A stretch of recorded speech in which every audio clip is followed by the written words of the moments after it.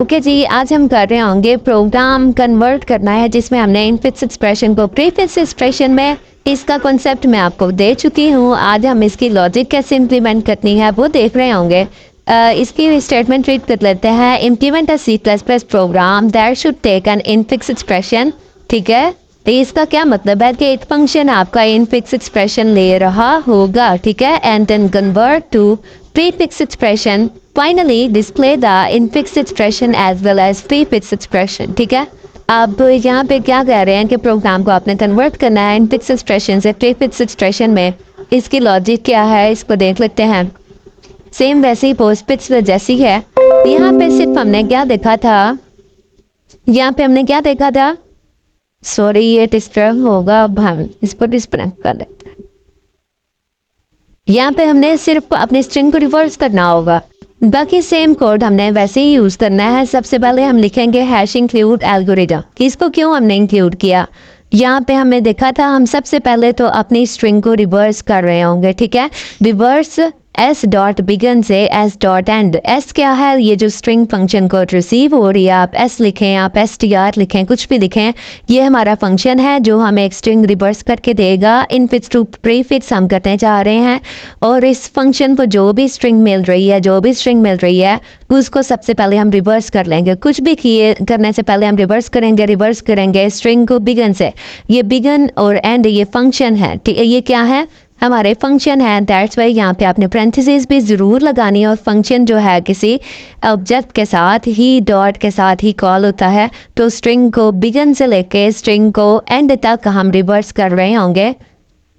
Okay, और यहाँ पे हम क्या करेंगे, यहाँ पे है रिवर्स कैसे कर रहे होंगे, हैश इंक्लूड एल्गोरिथम से। इस हेडर फाइल के अंदर ये रिवर्स का फंक्शन ऑलरेडी मौजूद होगा जिससे हम इजीली अपने फंक्शन को अपने स्ट्रिंग को रिवर्स कर लेंगे, ठीक है।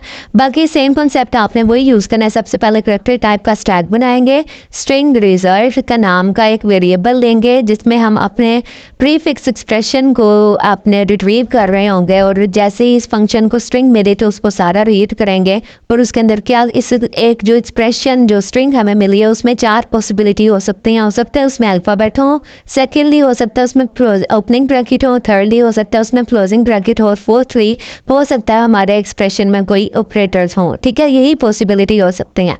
तो उन सारी पॉसिबिलिटीज़ को हमने हैंडल करना होगा ताकि हमें अपने एक्सप्रेशन को प्रीफिक्स में गेट कर सकें।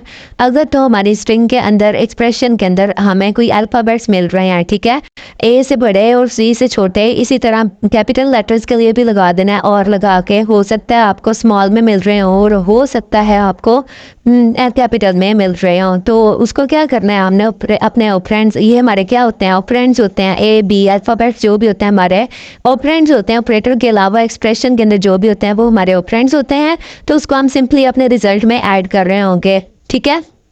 एल्स इफ में हो सकता है हमारे एक्सप्रेशन के अंदर हमें कोई ओपनिंग ब्रैकेट मिल जाए तो ओपनिंग ब्रैकेट को हम सिंपली स्टैक के अंदर पुश कराएंगे।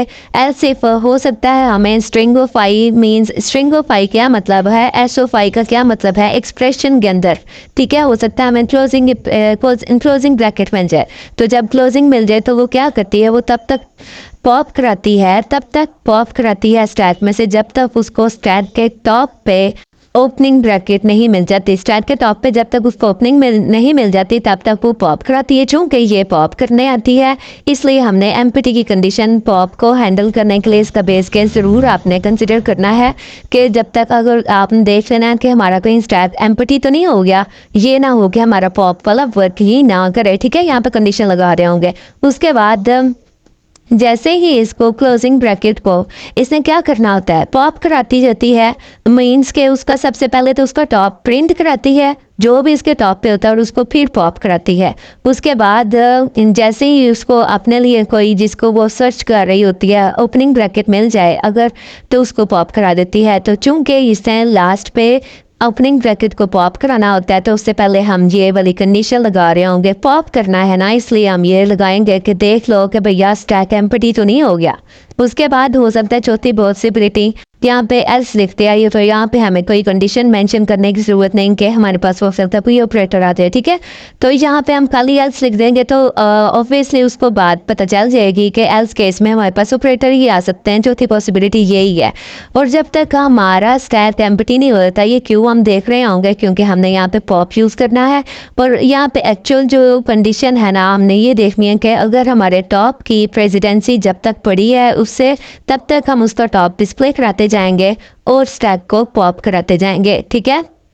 इसका उसके बाद छोटी प्रेसिडेंसी वाला ऑपरेटर जाके पुश होगा। ये कोड किसके लिए है कि ये कोड उसके लिए है कि अगर हमारे स्टैक के अंदर कोई बड़ी प्रेसिडेंसी वाला बैठा हुआ है और उसको बाहर से कोई छोटी प्रेसिडेंसी वाला मिल गया है, तो हम कंडीशन लगा रहे होंगे कि अगर प्रेसिडेंसी ऑफ टॉप मीन्स के टॉप क्या है, स्टैक के अंदर बैठा हुआ ग्रेटर प्रेसिडेंसी वाला, अगर इसकी प्रेसिडेंसी टॉप की प्रेसिडेंसी स्टैक के अंदर मौजूद ऑपरेटर की प्रेसिडेंसी बड़ी है बाहर से आने वाले ऑपरेटर से, तो उसको फिर उसको क्या करो, तो वो बड़ी वाला क्या करता है, मुझे रिजल्ट के अंदर जाना मंजूर है, मुझे पॉप होना मंजूर है, लेकिन अपने ऊपर छोटा प्रेसिडेंसी वाला ऑपरेटर नहीं मंजूर। तो हम वो पहले तो टॉप उसका टॉप जो है रिजल्ट में ऐड हो जाएगा और फिर वो खुद पॉप हो जाएगा। उसके बाद वो स्टैक में ये पुश कौन हो रहा है, ये छोटी प्रेसिडेंसी वाला पुश हो रहा है, ठीक है। उसके बाद क्या लगाएंगे, जब तक हमारा हो सकता है हमारा स्टैक अभी तक एम्प्टी ना हुआ हो, हम देख लेंगे जब तक हमारा स्टैक एम्प्टी नहीं होता उसका टॉप रिजल्ट में ऐड कराओ और फिर उसको पॉप करा दो। यहाँ तक तो हमें जो रिजल्ट मिलेगा वो करेक्ट नहीं मिलेगा, इसको हमने ज़रूर रिवर्स करना है। और ये रिवर्स का जो फंक्शन है ये कहाँ पे बिल्ट इन है, ये हमारे एल्गोरिदम हेडर फाइल में मौजूद है। तो इसको रिजल्ट डॉट बिगिन से रिजल्ट डॉट एंड तक हमने रिवर्स किया और फिर जो हमें रिजल्ट में स्ट्रिंग मिलेगी वो करेक्ट हमें स्ट्रिंग मिलेगी और उसको हम रिटर्न करा देंगे, ठीक है। उसके बाद ये इनफिक्स टू प्रीफिक्स एक्सप्रेशन को, ये फंक्शन को हमने कॉल किया, उसके अंदर हमने स्ट्रिंग पास करा दी।